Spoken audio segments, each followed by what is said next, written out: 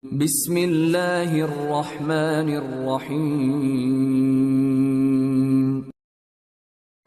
Teman-teman sekalian, Abu Musa al-Asy'ari berkata tentang istighfar, taubat ini.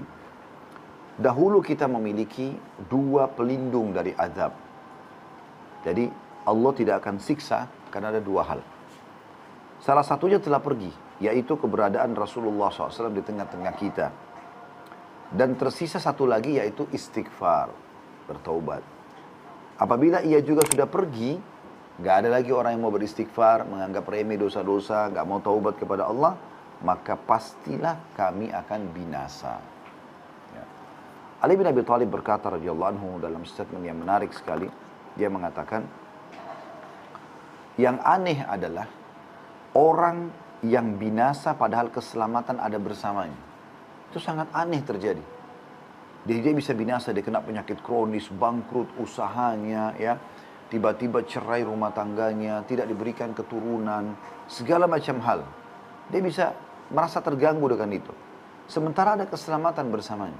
Dia bisa selamat dari itu semua. Bisa dapat keturunan, bisa sembuh penyakit kronisnya, bisa selamat dari kebangkrutan usaha dan segala macam. Maka orang-orang bertanya, apa keselamatan yang Anda maksudkan? Kata Ali radhiyallahu anhu, istighfar. Mohon maaf kepada Allah. Juga beliau mengatakan, tidaklah seorang hamba diilhami oleh Allah Subhanahu wa taala untuk beristighfar. Kalau Anda Bapak Ibu sekalian, lisan Anda mengatakan astaghfirullah wa atubu ilaih. Anda ucapkan itu, ya, Allah mudahkan lisan Anda mengucapkan, hati Anda tergerak untuk itu. Sementara Allah itu dia berkehendak untuk mengadabnya. Berarti Allah yang mau selamatkan Anda. Kalau Allah ingin kebaikan buat kita, maka pasti Allah akan membuat kita otomatis, ya, bisa beristighfar, bisa bertaubat. Juga disebutkan Aisyah berkata radhiyallahu anha, tuba, keberuntungan, kegembiraan, kebahagiaan bagi yang mendapatkan banyak istighfar dalam buku catatan amalnya. Kalau hari kiamat Bapak Ibu nanti terima buku amalnya ternyata penuh dengan istighfar. Astagfirullah wa atubu ilaih. Anda sedang melakukan aktivitas apapun ada beristighfar, kecuali tentu ada di WC, ya. Itu luar biasa. Karena nanti kalaupun ada kesalahan di buku amal juga akan dimaafkan dengan istighfar itu.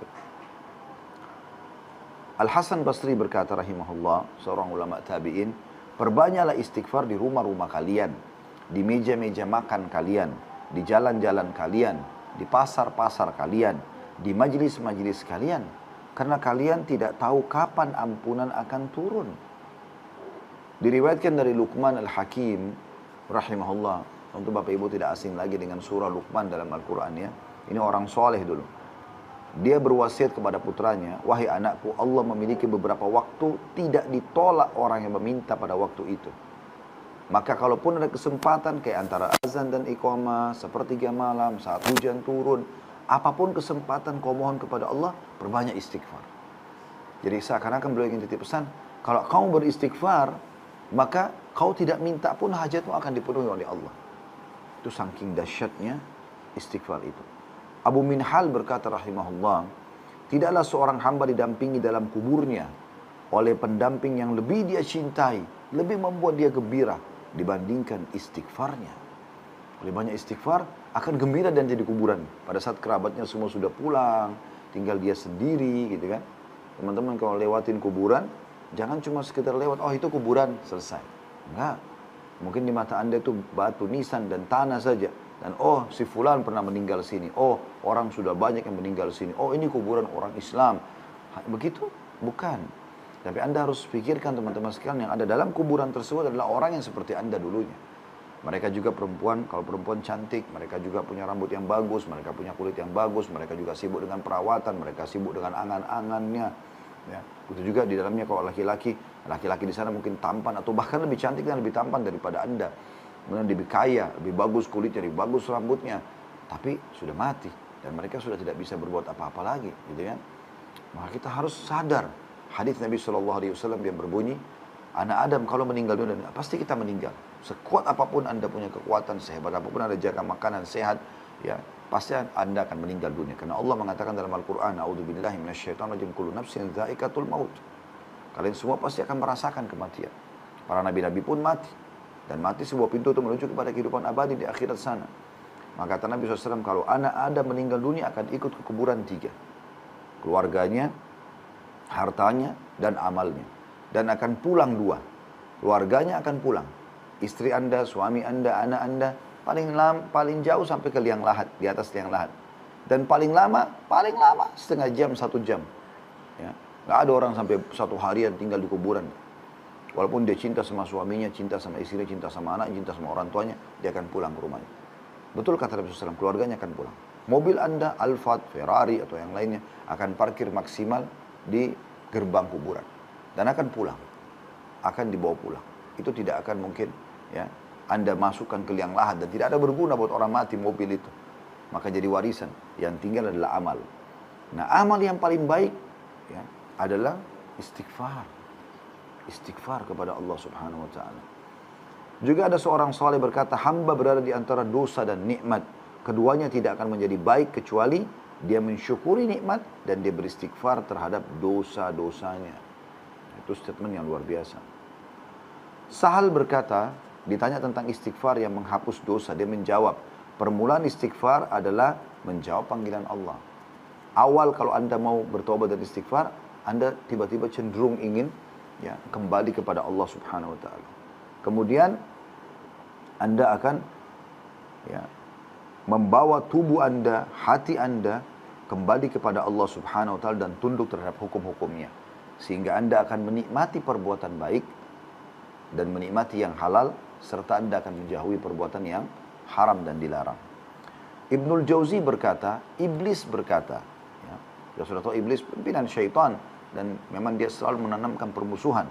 Dia mengatakan, aku membinasakan anak cucu Adam dengan dosa dan mereka membinasakanku dengan istighfar dan la ilaha illallah. Manakala aku melihat hal itu ada pada mereka, aku tanamkan hawa nafsu pada mereka, di mana mereka berbuat dosa tapi tidak beristighfar, karena mereka mengira diri mereka berbuat baik. Ya. Jadi banyak orang begitu, dia pikir dia bisa, ya, dia tidak apa-apa dengan buat dosa. Enggak, bisa berbahaya. Mirip sama Anda, beda nggak teman-teman sekalian? Anda kan misalnya kalau sudah punya perusahaan sendiri atau Anda kerja di kantor, kita ambil contoh sebagai pegawai lah, kan sangat beda sekali. Kalau ada si A sama si B, dua-duanya pegawai, akan sangat beda kondisinya. Kalau si A ini sangat patuh peraturan perusahaan, datang on time, kerjaannya bagus, orangnya ramah, baguslah semuanya. Maka fasilitas kantor dia akan dapat dan tidak ada ancaman pada dia. Dengan si B yang lalai, datang kapan dia suka, dia keluar kapan dia suka, pekerjaannya sering terbengkalai, buat masalah sama teman-temannya, maka dia terancam. Ya? Mungkin ancaman pertama SP, SP1, SP2, surat peringatan 1, surat peringatan 2, dan seterusnya. Mungkin lama-lama akan di PHK atau dikeluarkan, ya, dihinakan. Hilanglah semua fasilitas itu dari dia. Seperti itu kurang lebih rasionalnya ya. Jadi kalau kita menjadi orang yang patuh kepada Allah SWT, kita akan dapat semua fasilitas yang dijanjikan. Qatadah berkata, rahimahullah, Al-Quran menunjuki kalian penyakit dan obat penyembuh penyakit kalian. Penyakit kalian adalah dosa dan obat penyembuh kalian adalah istighfar. Taubat kepada Allah SWT. Itu ya. Nanti teman-teman akan dengar bagaimana luar biasanya dahsyatnya taubat dan istighfar ini sampai membuat penyakit sembuh, permasalahan-permasalahan selesai. Banyak sekali hal-hal yang luar biasa terjadi. Kita akan closing insya Allah dengan kisah-kisah itu. Ada seorang badui berkata, siapa yang ingin menjadi tetangga kami di tanah kami, hendaklah memperbanyak istighfar. Karena istighfar adalah awan tebal yang mengandung air hujan.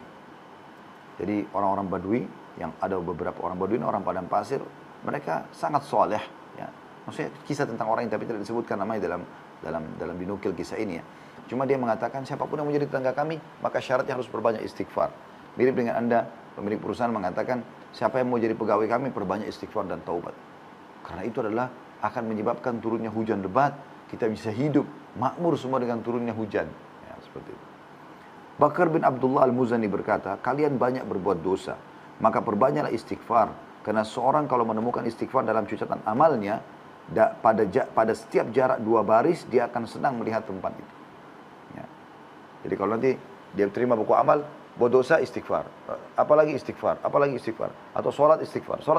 Jadi istighfar itu banyak sekali. Maka dia akan sangat senang di akhirat.